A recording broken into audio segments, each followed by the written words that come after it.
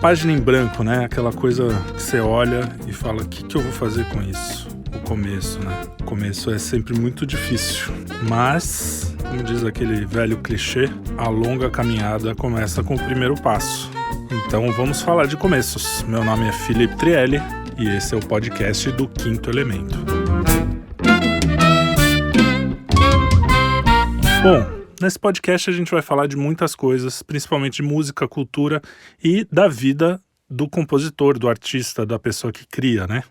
Então, por que não começar com o princípio, né? No princípio não havia nada e então fez-se a luz. Quando Deus criou o ser humano, ele o fez à sua imagem e semelhança, certo? Da onde vem essa semelhança? Já que nós não somos deuses, né? E também acredito que ninguém acha que Deus é um homem barbado em cima do céu ali. Isso é apenas um modo de ilustrar. Então, um dos elementos mais importantes do que a gente tem a imagem e semelhança é a criação.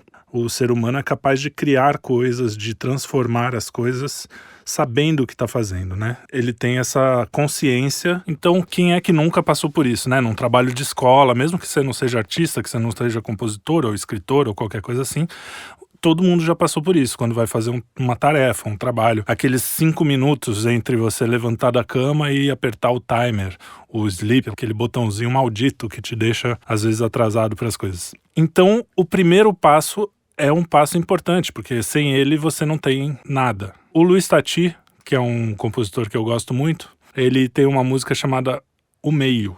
Ele começa a música assim: assim era no princípio, metáfora pura suspensa no ar. Assim era no princípio, só bocas abertas, ainda balbuciantes, querendo cantar. Por isso que sempre no início a gente não sabe como começar. Começa porque sem começo, sem esse pedaço, não dá para avançar. Mas fica aquele sentimento, voltando no tempo eu faria outro som, porque depois de um certo ponto, tirando o começo, até que foi bom. Então aqui ele diz dessa dificuldade do primeiro passo, né, da gente começar. E o Steven Pressfield, que escreveu o livro A Guerra da Arte, que é uma brincadeira com a arte da guerra do Sun Tzu, ele fala muito disso, fala da inspiração, né? Como é que você faz para ter a inspiração? A gente acredita nas musas, né? E se você é cristão, você acredita que Deus também trabalha através de você. Então, não é um poder que você tem sozinho, né? A criação, ela acontece através também de uma força superior, que você sabe ou não de onde vem. Eu mesmo, quando era ateu, quando não acreditava na transcendência, eu olhava para algumas coisas que eu compunha, para algumas músicas e falava assim, nossa, isso nem parece que fui eu que fiz, né? Parece que...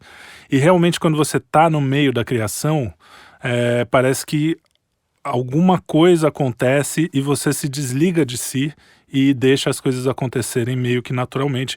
E normalmente é quando você faz o seu melhor, assim, é quando isso acontece.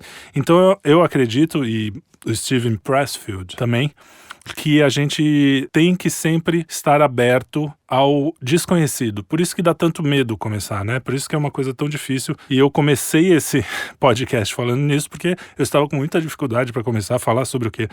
Então, você tem que realmente se deixar levar um pouco pela inspiração. Mas isso é só um começo e é só o segundo passo, porque o primeiro é você sentar lá e começar a fazer. E no livro A Guerra da Arte, ele fala isso muito bem. No livro ele diz a diferença entre um profissional e um amador. Aqui ele está falando das artes, mas eu acho que serve para qualquer coisa. Alguém uma vez perguntou para o Somerset Maugham, um escritor, se ele escrevia numa agenda, assim, se ele tinha um horário todo dia que ele escrevia, ou se ele só escrevia quando a inspiração baixava. E ele respondeu: eu escrevo só quando eu tenho inspiração. Felizmente, a inspiração vem todos os dias às 9 da manhã, em ponto.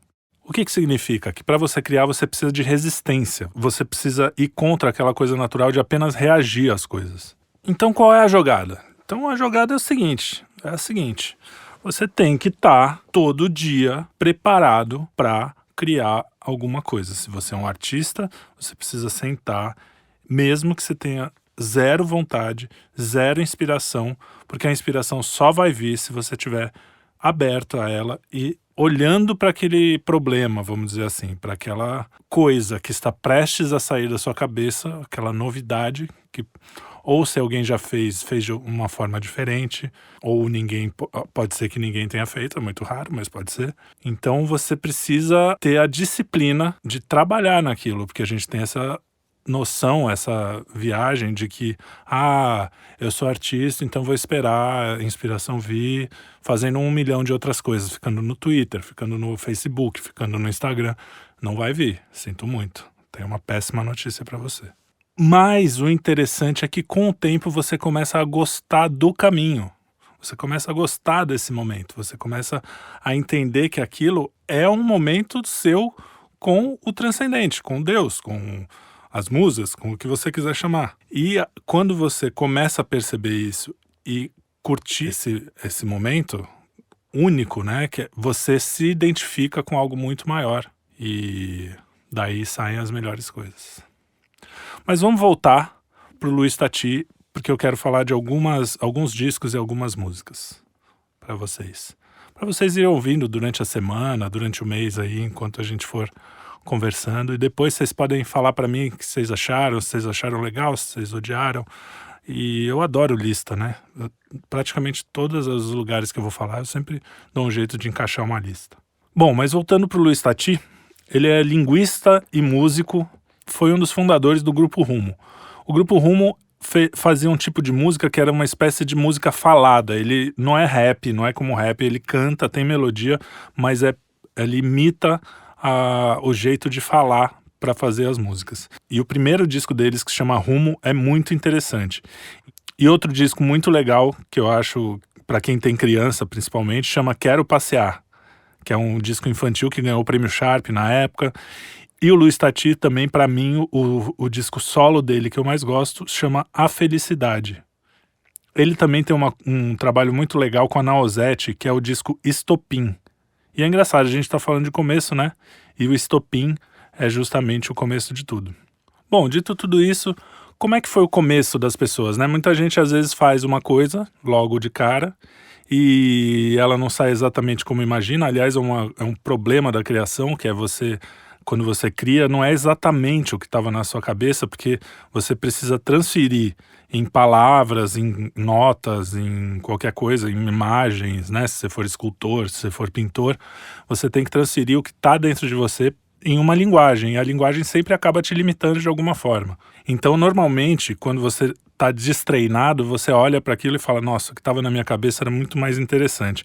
E eu fico imaginando o que estava na cabeça do Camões, do Shakespeare, deve ser interessante. Mas, enfim, o que eu quero dizer é que às vezes também a pessoa faz o primeiro trabalho, no caso aqui eu vou falar de discos, né? Muitas vezes então o artista faz os primeiros trabalhos, eles não são tão acabados, tão profundos quanto os últimos. E tem também o contrário, um cara que chega com um trabalho maravilhoso e depois desaparece, o trabalho dele simplesmente vai pro sei lá pra onde. Então eu fiz uma lista aqui de alguns primeiros discos de grandes artistas, de grandes músicos, né? No caso, eu tô falando de música, porque é minha área de maior conhecimento, mas os primeiros discos de bandas e principalmente da cultura pop, né?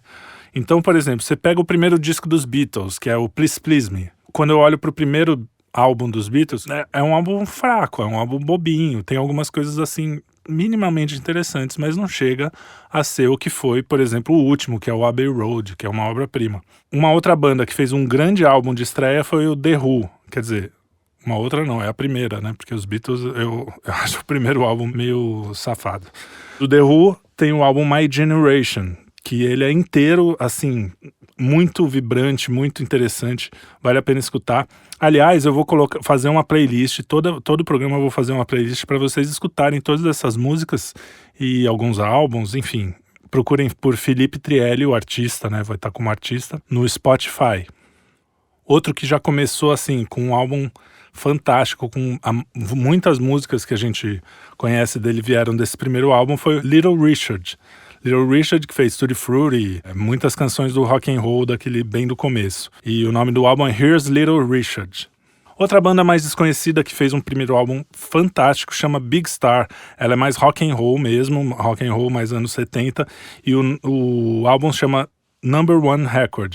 Outro que vocês podem conhecer é o The Byrds, com Mr. Tambourine Man. O The Byrds, ele ajudou muito na linguagem do rock, principalmente o rock mais psicodélico, com aquelas guitarras.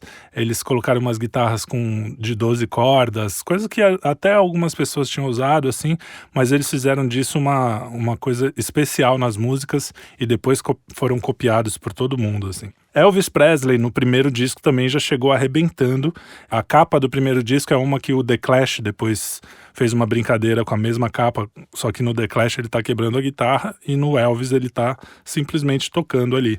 Entre as músicas tem Blue Suede Shoes, Tutti Frutti, do próprio Little Richard, I Got a Woman, do Ray Charles, e ele tem uma versão de Blue Moon que é muito legal. Eu ouvi há pouco tempo essa versão, eu nunca tinha ouvido ele cantar Blue Moon, a versão desse disco, e achei ela bem interessante, bem diferente. Outra que fez um primeiro disco sensacional, mais perto da gente aqui, é a Norah Jones. A primeira vez que eu vi o disco da Norah Jones, o primeiro disco, eu fiquei muito apaixonado pela voz, pelas músicas, e depois ela não fez nada muito significativo, né? É engraçado, ela começou no alto, e agora, assim, legalzinho e tal.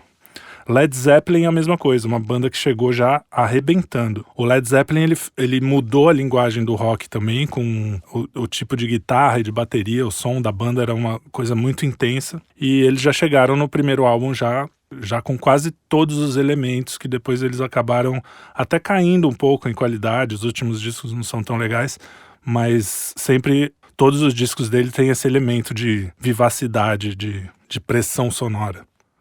O Metallica veio com o primeiro disco que eu ouvi por causa desse podcast que eu tô fazendo.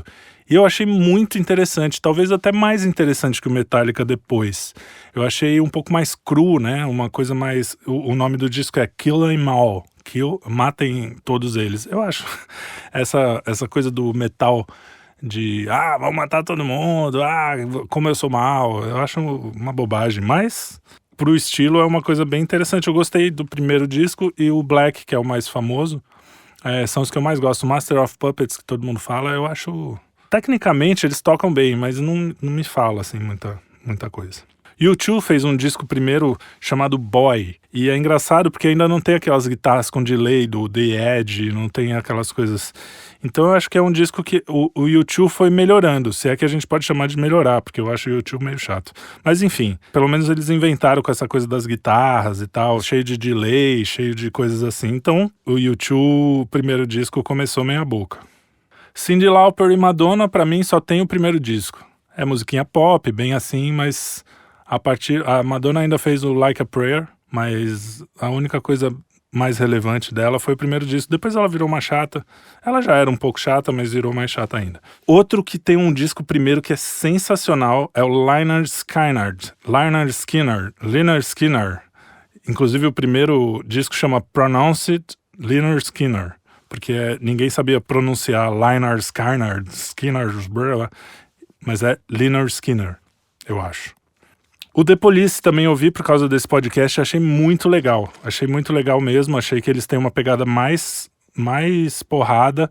Eu conheci o Police principalmente do meio pro fim da carreira e achava eles meio caretinhas assim, mas eu achei muito legal o primeiro disco do The Police. B-52... Nem sei se eles fizeram outros discos, eu acho que tem um outro depois, que tem uma música ou outra, mas o primeiro disco é sensacional, é muito diferente de tudo que você viu na época, inclusive do que você vê hoje, é muito única essa banda, eu acho muito interessante. Elvis Costello com My Aim Is True, também é outro que hoje você ouve ele cantar She is a brain, e acha que o Elvis Costello é uma coisa meio assim, meio popzinho. Mas o primeiro tinha uma pegada quase The Clash, assim, ele tinha uma coisa meio punk, pré-punk, assim, muito legal. Ou pós-punk, não sei. O The Strokes fez um primeiro disco interessante também, depois nem tenho muito o que comentar. O Guns N' Roses foi um que melhorou. O primeiro disco, Appetite for Destruction, é legal. Ele é mais cru, é o contrário do Metallica. Ele é mais cru do que o Use Your Illusion, mas não chega aos pés do Use Your Illusion. É um disco muito mais interessante que o primeiro. Os solos do Slash são mais melódicos. Enfim, as músicas em geral são mais bem construídas. O Ramones é o Ramones, sempre foi e é aquela coisa, né? 3, 4 acordes, tudo retinho, sem fazer muita malandragem, mas tem um estilo ali que é interessante.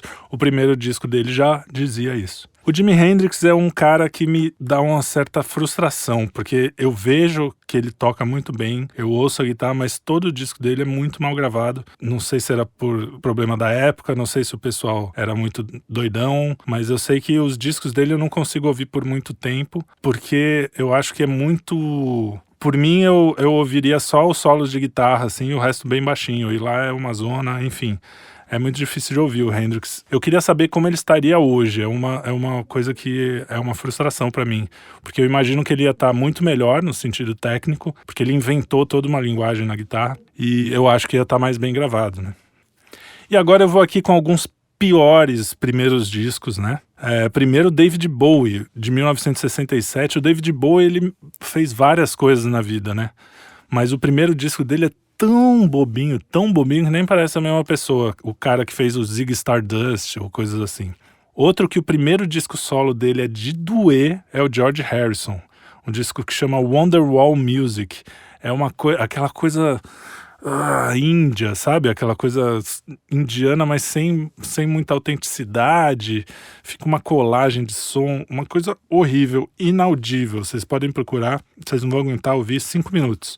Porém, ele depois fez um disco todo indiano, assim, com essa pegada indiana, que é o disco da mão, que chama Living in the Material World. E é um baita disco, tem entre as outras coisas aquela que até a Marisa Monte gravou, chama Give Me Love, é uma das melhores canções do Harrison, na minha opinião. O primeiro disco do Elton John também, pelo amor de Deus, que coisa horrível. Tem uma música, que é a última música, Skyline Pigeon, que... é uma bela balada, bem estilo Elton John, mas o resto do disco é péssimo, é bem sem graça. E é engraçado que foi um disco que ninguém ouviu mesmo. Ele só foi estourar com Your Song no segundo disco. E aí, finalizando os gringos, né? Tem o Prince, For You, que é engraçado. O Prince é um cara famoso pelas suas produções, né? Pelo jeito que ele faz os discos, é tudo bem produzido e tal. E a produção do primeiro disco, talvez pela ansiedade dele de querer produzir alguma coisa, né? O primeiro disco ele tinha 19 anos, mais ou menos, eu acho. E aí veio foi super, hiper produzido e não tem alma. É um disco quase de plástico. E aqui no Brasil temos grandes primeiros discos, o começo das pessoas, né, onde elas se apresentam. Então, um que vale a pena ouvir, que eu acho muito engraçado, que não é um cara que eu gosto, mas eu acho o primeiro disco muito interessante, me lembra um pouco aquele pessoal de Minas ali, mas a parte boa, né, porque também em Minas tem muita coisa chata, né, nos anos 60, 70. E é o Guilherme Arantes, o disco de 1976. É um disco... O Guilherme Arantes, eu sempre achei que ele é bom de melodia, as letras eu acho ele mais ou menos, mas ele é um artista interessante brasileiro, porque ele fica entre o super brega, né, mas é um cara que tem as melodias boas. Eu falo que ele é uma espécie de Elton John brasileiro mesmo, porque as letras do Elton John também, tirando uma ou outra, não são, assim, uma coisa de outro mundo, apesar de que tem uma ou duas ali que são especiais, mas... eu acho que tem uma semelhança no jeito de tocar piano, de fazer melodia, enfim. Tem o primeiro da Marisa Monte, que eu não acho o melhor dela, mas foi uma bela apresentação, foi o que acabou gerando uma geração de cantoras que cantam Mas, enfim, ela é uma pessoa talentosa. Hoje ficou chata pra caramba, porque o repertório dela ficou chato, mas ela tem uns 2, 3 discos bem interessantes. Agora, uma que me surpreendeu muito o primeiro disco aqui no Brasil foi a Elis Regina, cara. O primeiro disco dela chama, olha só o nome, Viva a Brotolândia. Era um disco meio de samba, mas a primeira música, inclusive, é um tchá-tchá-tchá, é uma música latina. Eu nem lembro direito qual é o ritmo, mas é um ritmo latino, assim, você fala, cara, não tem nada a ver com o que a gente imagina de Elis Regina. É um disco muito divertido, eu sugiro que vocês procurem também. Vai estar lá na minha playlist, como eu já falei. Agora eu vou falar de vários primeiros discos sensacionais. O Jorge Ben, o primeiro disco dele, Samba Esquema Novo, também nem parece o mesmo Jorge Ben do W Brasil, aquela coisa nonsense e tal, que eu até gosto, mas é outro artista, é muito interessante isso, mas já é um baita disco. João Gilberto, ele primeiro começou com Garotos da Lua, que era uma banda de meio vocal, e aí quando você ouve Quando Você Recordar, que é a música deles, tem no YouTube, eu acho que eu não consigo achar no Spotify. É uma música que é toda também anos 40, 50, sabe? Que meio bolero, uma coisa meio antiguinha assim, que não tem nada a ver com Chega de Saudade. E aí você vê por que que impactou tanto Chega de Saudade. Hoje que a gente está ouvindo bossa nova há 70 anos, não tem o mesmo impacto. Quando você ouve os discos próximos, né, o que veio antes e o que veio depois do Chega de Saudade, aí você vê o impacto que aquilo teve. E a qualidade, tem gente que fala que o João Gilberto não canta, que ele desafina, porque ele fez uma música brincando, né, com isso, que é desafinado, e aí ficou essa fama, vamos pôr entre aspas, de que ele não era bom. Ao contrário, para cantar desafinado você tem que ser muito afinado, é uma música difícil de cantar. E o João Gilberto, também o Tom Jobim já era, eu não sei se ele era famoso, mas já tinha gravado algumas coisas, mas ele vem com Chega de Saudade, que é provavelmente o maior primeiro disco da música brasileira. Os Novos Baianos começaram com Ferro na Boneca, que é um disco interessante. Eu imagino que na época deve ter sido muito engraçado ouvir aquelas músicas daquele jeito, que era meio rock, misturado com coisa brasileira. Mas eles chegaram no auge mesmo com Acabou Chorar, que foi o segundo disco, o disco que veio depois. Outro primeiro disco que não é bom, é aquela coisa, vamos dizer assim, credo que delícia, sabe? É o primeiro disco do Pato Fu, chama Roto Music Liquidifica Pum. E eles fazem uma mistureba, é um negócio tão maluco que quando eu ouvi a primeira vez eu fiquei muito, muito interessado na banda. Aliás, eu conheci esse disco primeiro, pra mim o Pato Fu não tem nada a ver com esse Pato Fu que toca em rádio aí, que é super meloso às vezes, até talentoso também, o pessoal talentoso, mas eu acho o Pato Fu dos primeiros 2, 3 discos muito mais interessante, assim. Musicalmente, não é uma coisa... Não é um negócio que você para pra ouvir numa festa, assim, com todo mundo conversando. Não é uma coisa que você vai ouvir o tempo todo. Mas tem muita ideia interessante, até pra usar depois, pra inspirar, né? Já que a gente tá falando de inspiração. E nessa mesma vibe tem o Karnak, né? O Karnak foi uma banda do André Bujanra, que surgiu nos anos 90 e que teve uma vida curta. Na verdade, não curta, mas eles se juntavam só para fazer os discos. Era uma banda meio que não existia e existia ao mesmo tempo. E para mim foi uma grande influência, assim, de produção.